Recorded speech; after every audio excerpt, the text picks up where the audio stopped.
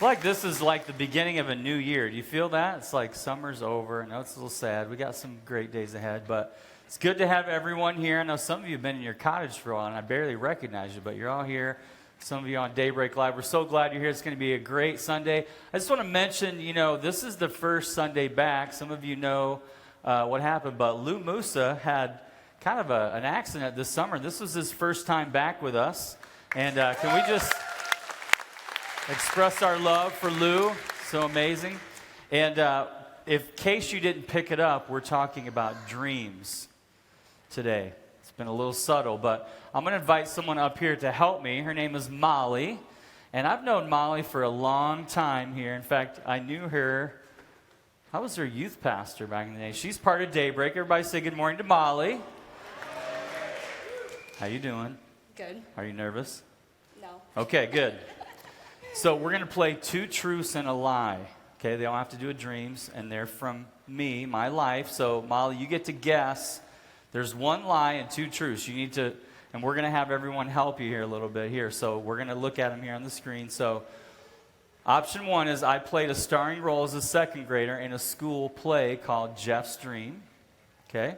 Option two, I led a top secret national event based on a literal physical dream of a friend. Or number three, I dream only in black and white. So those are your three options. Two are true, one's not. The stakes are high, Molly, because I got a Starbucks gift card right here.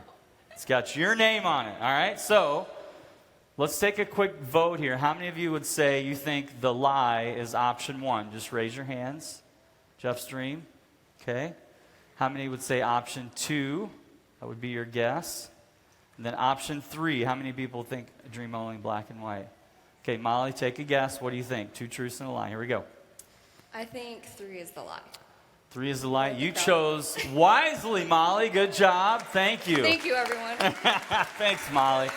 I'm so glad she's part of our church, and it's fun seeing all these kids here in Daybreak grow up. I just love what God is doing here, and it's fun having Hiptown full. Daybreak students starts tonight. We got a lot of cool things happening this week. This week we also have a birthday of someone, and her name's Ariana. All I can legally say is that it's kind of a big birthday. That's all I can say, but that's happening on Tuesday, so happy birthday.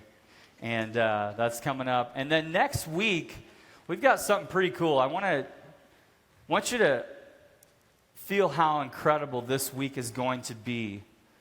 Next Sunday, we've got the authors of this book, The Dream King. And I tried to book these guys throughout this next series because we're talking about dreams and dreamer in the life of Joseph. And the only one that would work out was next week. These guys speak at stadiums and large events and all over the country. And there's a major motion picture being made about their story. And their story is about dreams. And it goes back over 100 years. And I don't like to overpromise and underdeliver, but I'm going to make a big promise here. That next week, hearing this story, it will be a moment in a story you will never forget. I promise you that. It's going to be incredible. So Matt Lockett and Will Ford will be here with us, and I can't wait for them to share their story. And it is just such an inspiring thing to hear about how God has been moving, not only in their lives, but throughout. Their story actually ties in historically in so many very significant ways to our nation's history and to what God is doing now, and you're going to be inspired by it. So that's next Sunday right here at Daybreak. And then I just wanted to share with you my heart about what's coming up this year.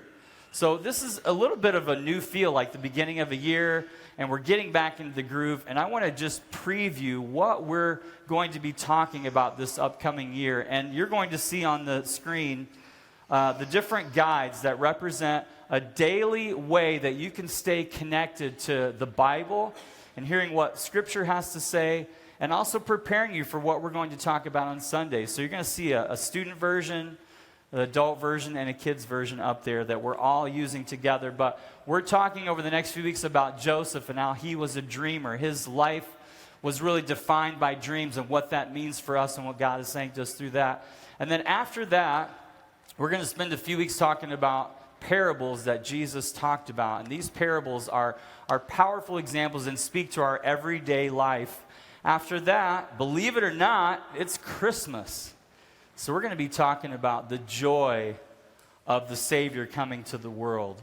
And that'll be at Christmas time. We've got something really special planned for Christmas this year I can't wait to talk to you guys about. After that, in the new year, we're going into another time where we're going to do this thing called Reset. And some of you guys know what I'm talking about. We'll talk about it later. But we're going to talk about money, infinity, and eternity. How does money play a role in this world? How do we earn more? How do we save more? How do we give more? And what does God think about money? And how much of a blessing money can be and putting it in its proper place? We're going to be talking about that. After that, we're going to be talking about the life of David. And David, we have a lot of information about him in the Bible. We're going to examine his life and really understand what it, again, means, how it ties in. The Bible isn't just something written long ago that was meant to sit on the shelf, but how does it speak to us today? After that, we're going to talk about this invisible world. We're going to talk about the unseen world. We're going to talk about good and evil and what really is happening beneath the surface of this world that we live in that we can't see with our physical eyes, but is just as real as the physical world. And then we're going to get a little bit controversial here. We're going to talk about sexuality. Now, this is something that a lot of people in church maybe are afraid or don't like to talk about or don't know what to say. But we're not going to give our opinions. We're going to talk about what the Bible has to say about sexuality. And then we're going to go a step even further. We're just going to go for it all and talk about the end of the world. How about that? We're going to talk about how the world is going to end. What does the Bible have to say about that? And we're going to really take a deep dive into the book of Revelation. Kind of crazy stuff. So I'm actually already starting to prepare for that because I'm the most nervous. I'm just going to tell you about that one, talking about the end of the world. But that's where we're going. So that's what's coming up this year. And it's going to be exciting as we kind of go on this journey together. Today, as we talk about Joseph, we're going to start it all off. We're going to talk about this young man and how his life was really defined by dreams.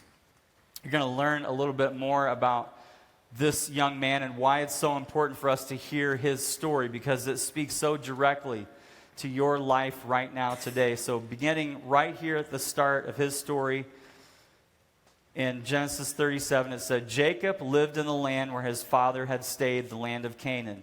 Jacob is a very important person in this story of the Bible. And then it says, this is the account of Jacob's line. Joseph, a young man of 17, was tending his flocks with his brothers, the sons of Bilhah and the sons of Zilpah, his father's wives, and he brought their father a bad report about them. Joseph was 17 years old. So if you're a junior or a senior in that age, you're in high school, pay attention. This is really important. He was 17 years old, and you may have picked it up already that Jacob had not only a wife, but wives. Okay, so we're going Jerry Springer right away. It's going to be some trouble here. This story has got controversy. This story has got infidelity. This story's got attempted murder. There's so many twists and turns in his life, but right here at the beginning, we see a dysfunctional family. And if you're from a dysfunctional family, I want you to stand up. No, I'm just kidding. Don't do that. Some of you are ready to go. Like, yes, we're all from a dysfunctional family. We've all got issues, right? Well, we see in this family, there's a lot of stuff happening. Because as we read on, it says this, now Israel, now that's another name for Jacob. Israel loved Joseph more than any of his other sons because he had been born to him in his old age. Now, he was the favorite.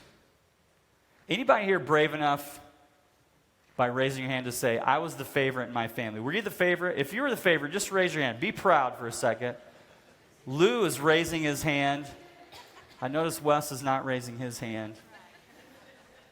Some of us, Tim Way in the first service raised his hand. He said, yeah, I was the favorite. I was the only child. So that's an easy one. But if you were the favorite, you know there's a double-edged sword to that. Now, I have some familiarity in my story because my parents got married young. They had 3 sons right away. And then 16 years after the third one, they had me. So I was born kind of into the later stages of their life. And we all knew in our family that I was like the favorite. So I was the favorite. I understand what that means. So it says that he made an ornate robe for him. He made this very fancy, expensive, Gucci, whatever you want to call it, robe that he wore. Now, they were farming people. So having a robe like that wasn't practical other than just to kind of show off. But Jacob he just didn't hold back, made no bones about the fact that Joseph, his son, was his favorite, and he made this fancy robe. And it says, when his brothers saw that their father loved him, Joseph, more than any of them, they hated him and could not speak a kind word to him. So we're already seeing this sibling rivalry that's not just normal, but it's actually going across the line here. And then it says Joseph had a dream. And when he told it to his brothers, they hated him all the more. So they already didn't like him, and now that's just making it worse. And he said to them, listen to this dream I had. We were binding sheaves of grain out in the field when suddenly my sheaf rose and stood upright, while your sheaves gathered around mine and bowed down to it. Now, that's not a great thing to share with your brothers, especially if you're the favorite. And his brothers said to him, well, do you intend to reign over us? Will you actually rule us? And they hated him all the more because of the dream that he had said. Now, if you haven't picked it up, it's been multiple times where it says where they hated their brother. And then he had another dream, and he told it to his brothers. Listen, he said, I had another dream, and this time the sun and moon and 11 stars. That's how many brothers Joseph had, 11. And 11 stars were bowing down to me. And when he told his father as well as his brothers, his father rebuked him and said, what is this dream you had? Will your mother and I and your brothers actually come and bow down before you? And his brothers were jealous of him, but his father kept the matter in mind. And when you read the Bible, one of the most important things to think about and ask is, what is God doing here? And we see right here at the beginning of this story of Joseph is that God gave Joseph a dream. We need to be really clear that it wasn't Joseph's idea. This wasn't his plan. This wasn't on his dream board of his goals for his life. He had a dream one night, and God gave it to him. We know that, not here in the moment, but we know it from looking back at the story, that this was God speaking to Joseph in a dream.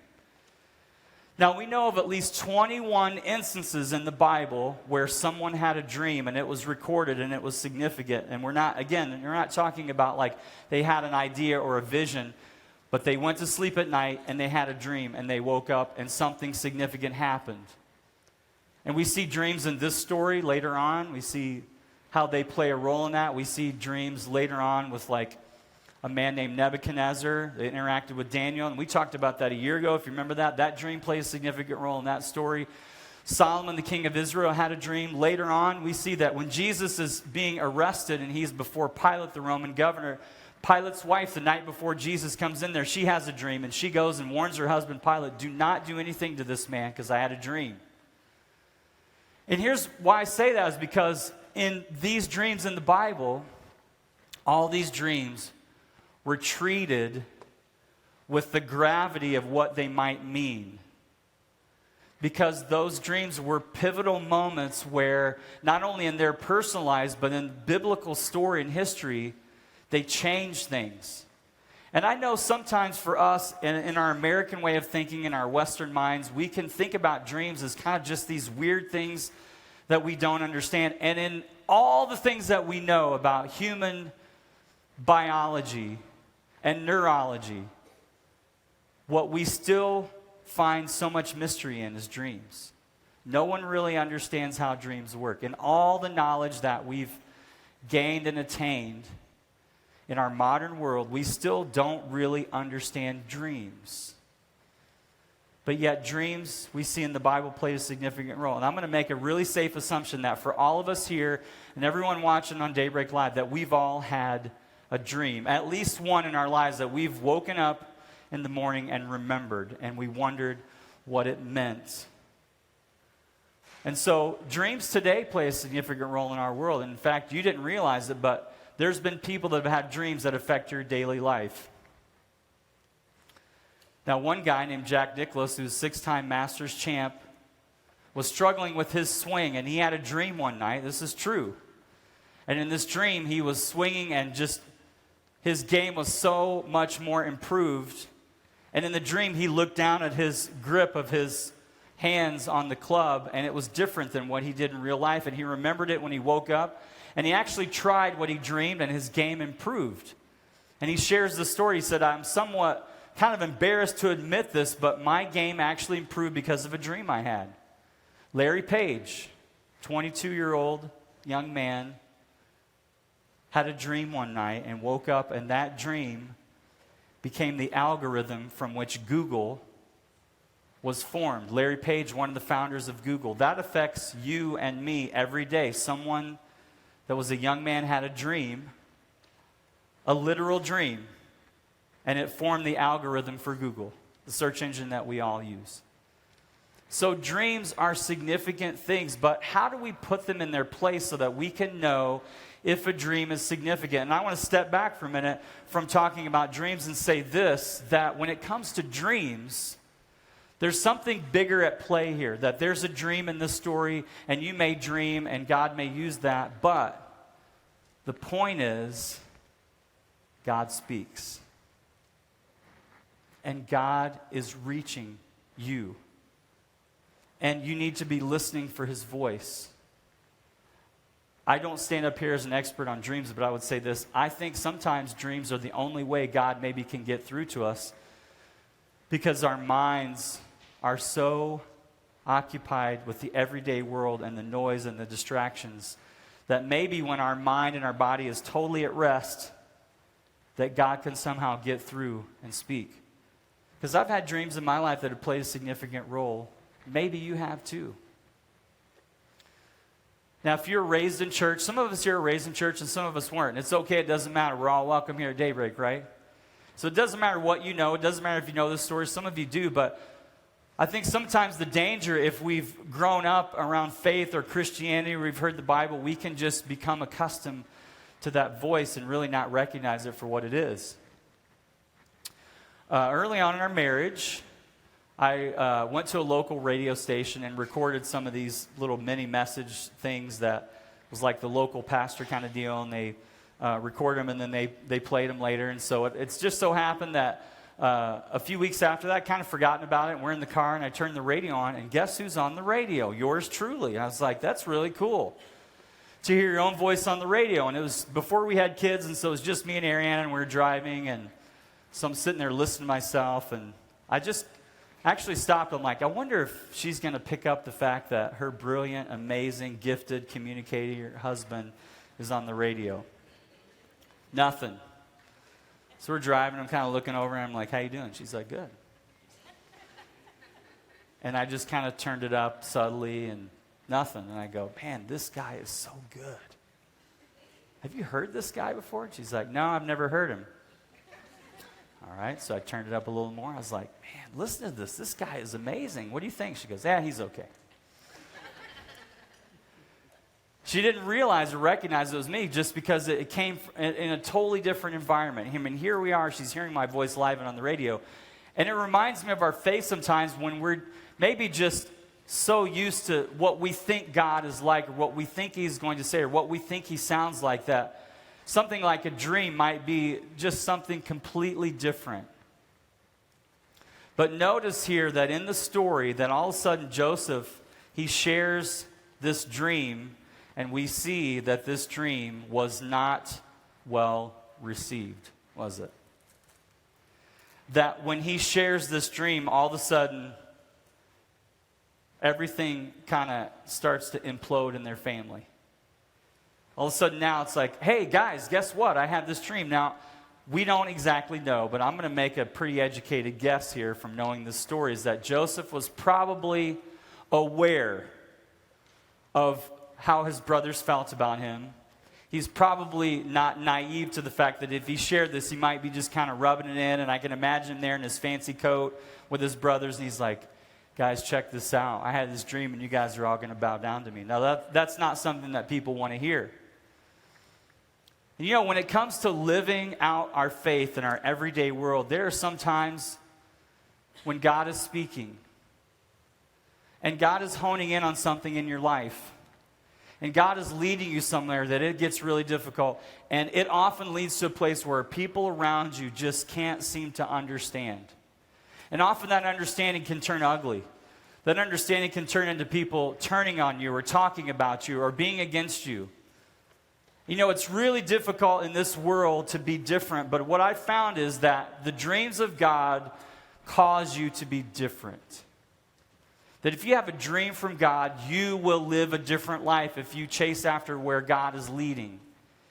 So dreams make you different.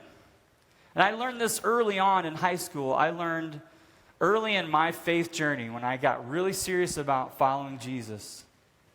I found that people will accept you if you're the same, but they'll reject you if you're different. You know, it's easy to fit in. It's easy to be like everybody else. It's easy to just push those things down that you're hearing from God that may cause you to live a different life. And it's easy, and everyone around you is comfortable, and they'll accept you. But as soon as you step out to be different, as soon as you step out to follow God's dream, often what happens is they will reject you. But the great news about that, and here's what I've learned, and I've learned this from my experience, and many of you have as well, is that you can go from acceptance to being rejected. But if you choose to live different, eventually you will be respected. People will respect someone that's different. They'll notice them. And that's what God does when he leads us, is he might take us away from the comfort zone into this place of courage where people may not understand, but eventually you get a place to where you're respected because you're following Jesus, you're living out your faith. And some of you are brand new in this journey.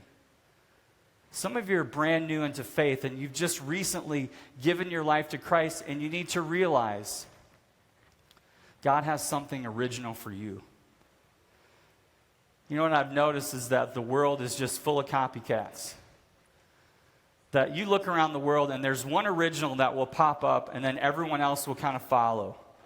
You know where I saw that?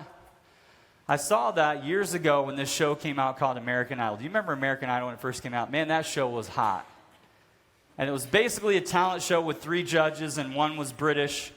And let me tell you, since American Idol have come out, how many shows have there been that have been talent shows with 3 judges and 1 British judge? Can you even count? It's a lot. And you look at that and you go, well, there's an original and then there's all these copycats. But young people, I want to tell you something. American Idol was not the original. You know what was the original? The Gong Show. Adults, you know what I'm talking about. Kids are like, what it is, look it up. It was the best. This was the OG talent show.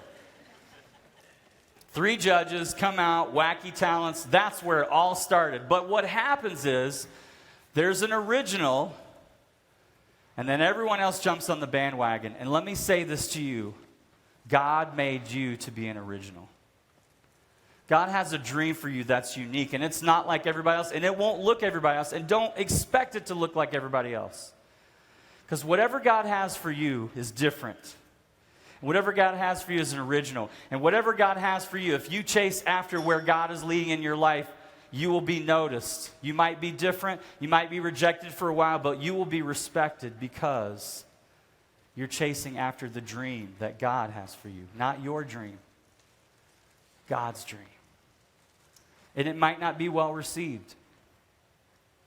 You know, some of you have been holding back on some of these things where God is leading you because you're afraid of what other people will think. Some of you have been holding back because, boy, if I go to work or if I take a risky move to follow where I believe God is leading, people won't understand. My family may not understand. My friends around me that I'm sharing this with, maybe they're just saying, hey, don't leave us because if you go, we can't go with you. And I'm not talking even necessarily about physically. But when God has a dream for you, it will lead you forward. And sometimes you got to leave some things behind. And in this world, man, this world will just beat that dream out of you. Everywhere you go and you're trying to follow after God, and it might be difficult, and you might be chasing where God is leading you. And man, it just might feel like the world is caving in around you. Now, today's a special day, and we need to recognize it because at this moment right now, on this day, the Lions have a perfect record. We should celebrate that now as quick as we can, okay? And today is an exciting day for me because it's NFL kickoff weekend, and we had a great, many of us here, your team had a great day yesterday, right? We had some good days there. Today is just an exciting day because I love the NFL. But I was watching this recently, and I was thinking about how this is so, to me, it just paints a picture of what it's like to try to receive what God is saying to you, and you're just attacked from all sides. Watch this. Fake to Thomas. Pressure picked up. Breeze over the middle. Meacham bobbled. Somehow he got it back. I mean, that was tipped 10 times, and Meacham will corral it. They'll spot him up at about the 44-yard line for a 13-yard gain. You see Robert Meacham find the open part in the zone. Drew Brees throws a dart right on him. Hits off his face mask. Demario Davis gets a piece. D. Milliner, and then finally Robert Meacham brings it in. I counted 7 times. Different fingers were on that ball before Meacham finally corralled it. That was unreal. On his head. Where is it? And he caught the thing. Isn't that unbelievable? It's like bouncing off his head, and he doesn't even see it. And he reaches around and just pulls it in. Boy, sometimes we got to do that. Sometimes we just got to grasp at that thing, and we're getting beat up, and we're getting hit, and we're getting knocked around, and life is tough. Man, keep reaching for what God has for you, because He has something for you, and it's unique for you. And don't let anybody stop you from getting what God has for you, because God has a unique and original vision and a dream that He wants to lead you in. Now, the story, unfortunately, gets a lot tougher for Joseph, because that all sounds great, but listen, it gets darker. So later on in the story, Jacob sends Joseph out to find his brothers, and it says, so Joseph went after his brothers, and he found them near Dothan. But they saw him in the distance, and before he reached them, they plotted to kill him. Now, let's just stop for a minute. We can just read the Bible sometimes and go, okay, they plotted to kill him, move on. His own brothers from his own family, as dysfunctional as it was, were trying to kill him. That's messed up. So it says, here comes that dreamer, they said. Come now, let's kill him and let's throw him into one of these cisterns and say that a ferocious animal devoured him, and then we'll see what comes of his dreams. So when Reuben heard this, one of his brothers, he tried to rescue him from their hands. We got a good guy here in the story. Let's not take his life, he said. Don't shed any blood. Throw him into the cistern, which is a well, here in the wilderness, but don't lay a hand on him. And Reuben said this to rescue him from them and take him back to his father. So when Joseph came to his brothers, they stripped him of his robe, the ornate robe he was wearing. So he was wearing the fancy robe. And they took him and they threw him down into the cistern. Now it was empty and there was no water into it. So they sat down. Listen to how cold-blooded this is. Then they sat down to eat a meal. They looked up and they saw a caravan of Ishmaelites coming from Gilead, and their camels were loaded with spices, balm, and myrrh, and they were on their way to take them down to Egypt. And Judah, one of the other brothers, said to his brothers, what will we gain if we kill our brother and cover up his blood? Come, let's sell him to the Ishmaelites and not lay our hands on him. After all, he is our brother, our own flesh and blood. So his brothers agreed. And when the Midianite merchants came by, his brothers pulled Joseph up out of the cistern and sold him for 20 shekels of silver to the Ishmaelites, who took him to Egypt. Wow, you talk about a dark turn in the story. And all of a sudden, it goes from bad to worse. But it was at this moment of darkness that God began fulfilling this dream in Joseph's life. And that's really what's so ironic about this. That's the twist, is that it was right here, was the first important moment in the story after receiving the dream, that this dream starts to unfold. Now, again, in real time, this was a terrible day, because Joseph would have thought, okay, I had this incredible dream. I've got favor on me. I've got this coat of my dad's favorite. It's all good. He's not even working out in the fields. His brother probably was taking it easy inside. Everything is good and cushy and comfortable. And now, all of a sudden, it's over. He's thrown into this well. He's sold into slavery. This isn't the kind of deal where, okay, yeah, we're going to take you away from home, but you can FaceTime your folks later or jump on a bus and get back. It was over. He was gone, out of the picture, probably never to see his family again. That's what Joseph had to have been thinking. And I can't help but think, yeah, this dream, there's no way this dream, it must have just been a weird thing I had. But God was on the move here at the very beginning in this dark moment to fulfill that dream. And you need to know that when you're following God, things can go from bad to worse sometimes. Things can seem like they're great, and all of a sudden it's like you're moving backwards. You may think, well, what's this? I thought God was on my side, and I thought everything was good. And so many people doubt God these days because they don't see it happening right now. And let me remind you that in real time, God is on your side. He is working for you. It just may not look like it yet. That you might think, oh, things are going backwards, so God's against me. Forget this faith thing. I'm out. Let me tell you, God is with you. But he has to take you through these places sometimes to fulfill the dream he has for you. Because whatever Joseph was thinking about what this dream may have meant for him and his family, let me tell you, nothing compared in his mind to what God would actually end up doing. And the same is true for you. The same is true for you. Whatever dream you might think that you have, first of all, if you have a dream and a plan for your life that's yours, throw it away because God's is way better. It's way bigger. God has something for you that's so much better than you could ever dream of. But often we just sell ourselves short and we go for what's easy and cheap and quick. And God's got something so much better for you. When you look at this story and you think about the fact that it got so much worse before it got so much better, you know, Joseph wasn't following his idea. Joseph wasn't chasing this dream that he had.